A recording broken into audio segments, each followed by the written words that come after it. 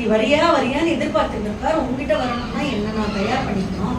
அப்ப என்ன பண்ணணும், நான் என்ன சொல்றேன், இல்லம்மா எல்லாருமே உறந்து அவ குடும்பத்தை பாலலீலையுமா அப்படியே அனுபவிச்சுட்டே இருந்து அவரை நினைக்காமே சென்று செல்கின்றார்கள்.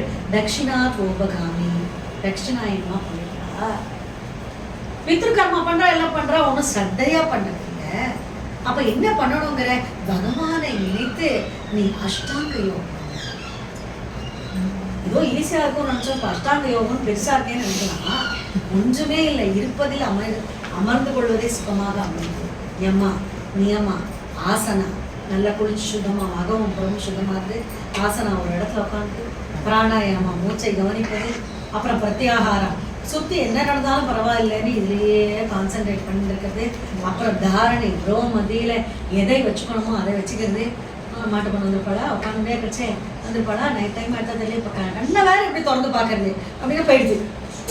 அப்போ பிரத்யாகாரம் எல்லாத்தையும் ஹரிச்சு ஒரு இடத்துல கொண்டு வந்து வைக்கிறது தாரணையே நினைச்சிட்டு இருக்கிறது. தியானம், தியானத்துல நம்ம சக்சீட் ஆகும்போது சமாதி ஏதோ மங்களமா ஆரம்பிச்சு சமாதியில கொண்டு வந்துட்டோம்னா, நம்ம பீச்சோரம் அப்படி கட்டி பேர்லாம் வச்சோம். சமாதிங்கிறது அது கிடையாது. சுகமாக இருக்கின்ற நிலைதான் சமாதி. சுகமாக இருக்கு. ஓ நான் என்ன பண்ணணும் அப்படிங்கிற தேவகோதி, நீ என்ன விட்டுடுமா, நீ என்ன பிடிச்சிக்காத, உள்ள இருக்கானே பகவான், அவனை பிடிச்சுக்கோ.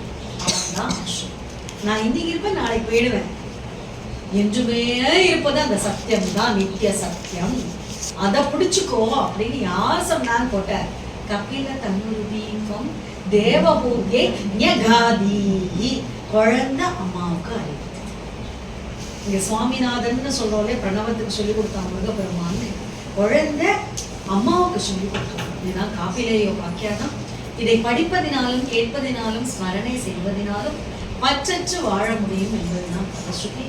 நம்மளும் even though we are living attached should remain detached. தாமரை போல அப்படின்னு பகவான்கிட்ட பிரார்த்தனை பண்ணிட்டு 15வது தசனம் படிக்கிறோம்.